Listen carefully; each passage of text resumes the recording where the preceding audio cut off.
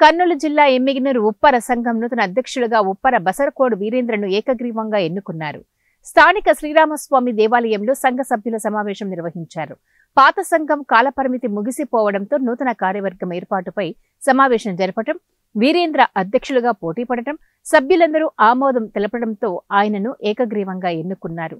అనంతరం కుల సభ్యులు, అభిమానులు నూతన అధ్యక్షుడు వీరేంద్రను పూలమాలతో సన్మానించారు.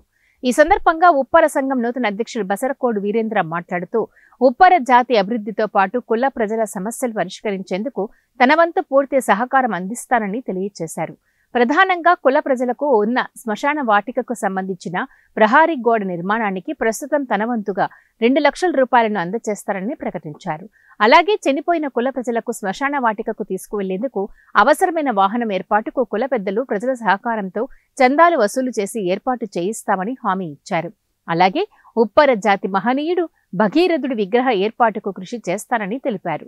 మంచి మార్కులు తెచ్చుకున్న విద్యార్థులకు ప్రతి సంవత్సరం ఆగస్టు 15వ తేదీన ప్రోత్సాహక బహుమతులు, పుస్తకాలు అందజేయడం జరుగుతుందని ఉప్పర సంఘం అధ్యక్షులు బసరకోడు ఉప్పర వీరేంద్ర వివరించారు.